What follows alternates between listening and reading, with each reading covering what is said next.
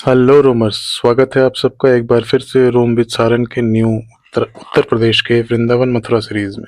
कैसे हैं आप सब? आई होप आप सब बहुत अच्छे होंगे। मैं भी ठीक हूँ।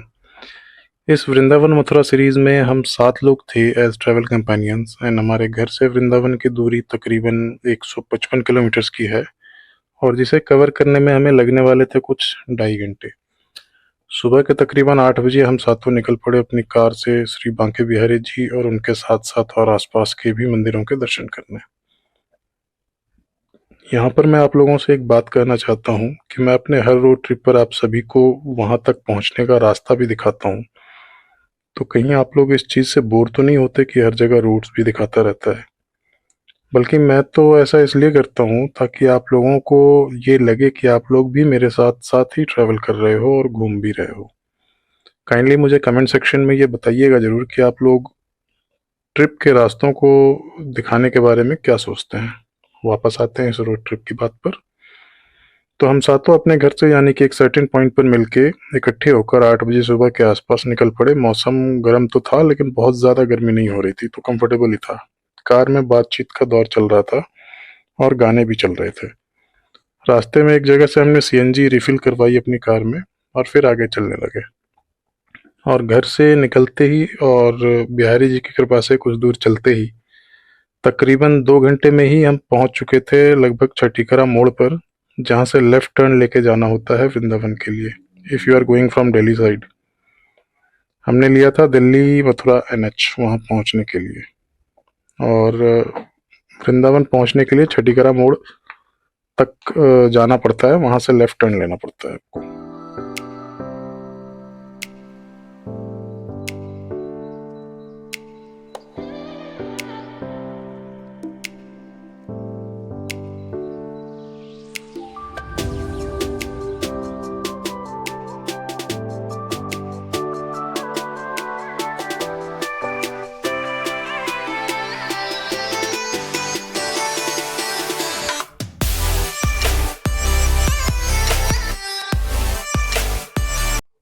और वृंदावन के लिए छठीकरा मोड़ से मुड़ने के बाद कुछ दूर चलकर पता चला कि बीच में ही बैरिकेडिंग कर रखी थी और प्राइवेट कार्स को आगे नहीं जाने दिया जा रहा था। बगल में ही मल्टी लेवल कार पार्किंग थी, वहां पर हमने अपनी कार पार्क की और फिर ई रिक्शा से निकल पड़े बिहारी जी के चरणों में हाजिरी लगाने। हमें ई रिक्शा लेना पड़ा था बिकॉज एक में एक्चुअली हमें 2 ई रिक्शा लेने पड़े थे बिकॉज एक में हम साथों नहीं आ पाते।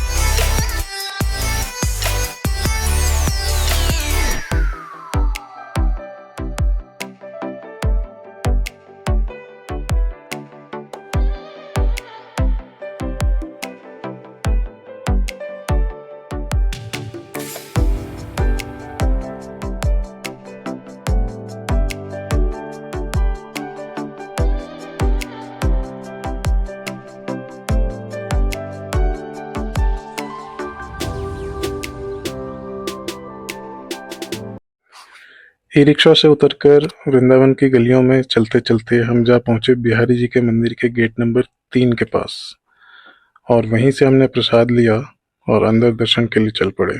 मंदिर काफ़ी अच्छा सजा रखा था, होली जो होने वाली थी, और ब्रिज में तो कई दिन पहले से ही होली खेली जाती है, तो बिहारी जी के मंदिर में भी खेली जा रही थी होली, और इसी वजह से काफ़ी भीड़ थी बिहारी जी के मंदिर में।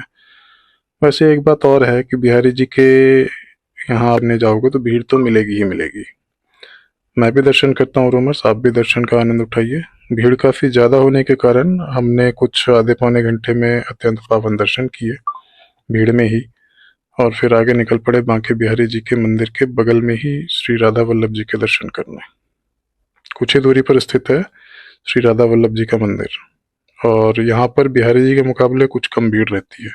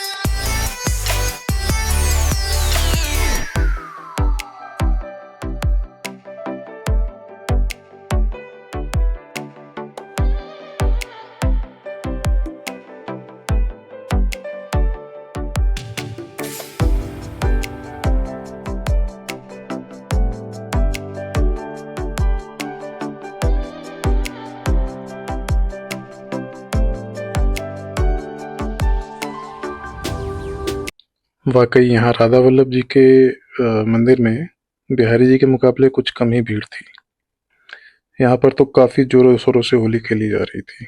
हमें भी यहाँ पर गुलाल की कृपा मिली और अत्यंत सुंदर दर्शन करके हम निकल पड़े और आगे।